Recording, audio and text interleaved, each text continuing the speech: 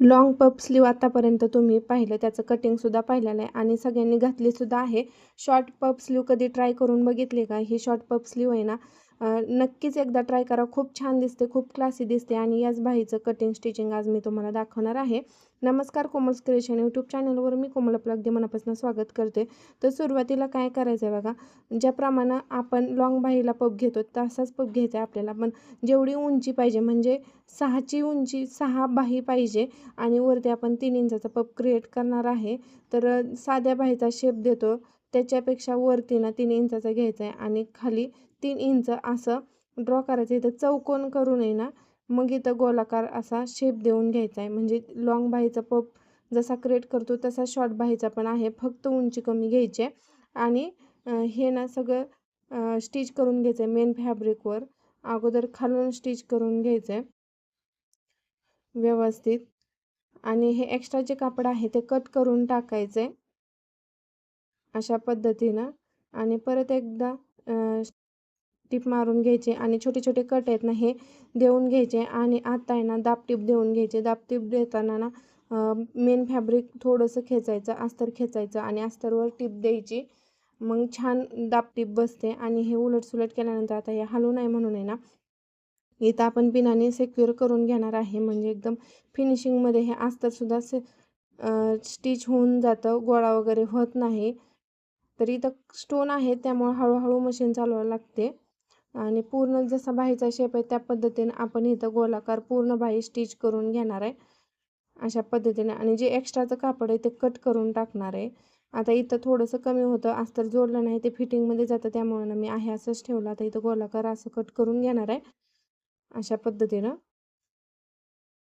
स्लीवचा shape घेतलेला आहे. आणि आता बघा इथं पफच्या आपण प्लेट्स कशा टाकणार आहेत ते, हे पूर्ण बाही आहे ना एकावर एक जुळवून घ्यायचं आहे आणि बाहीचा मध्य घ्यायचा आहे आणि बाहीच्या मध्यातून खाली 3 इंचावरती मार्क करून घ्यायचा आहे आणि इथं सुद्धा छोटासा कट देऊन घ्यायचा आहे.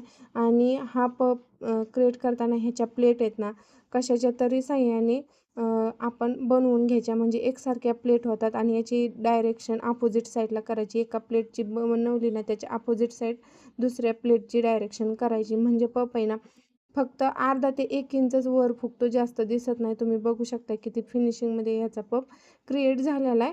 आणि आता आहे असा पफ आहे ना तो ब्लाऊजला आपण जोडून घेणार आहे बघा.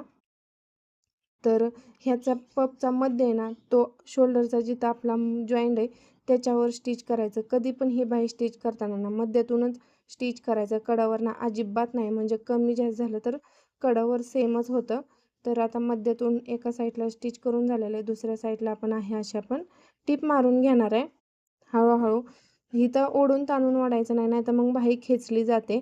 त्यामुळे ना पफ स्लीव जोडताना आरामातच पफ स्लीव जोडून घ्यायची. आणि इथं फिनिशिंगची आपण एक टिप मारून घेणार आहे.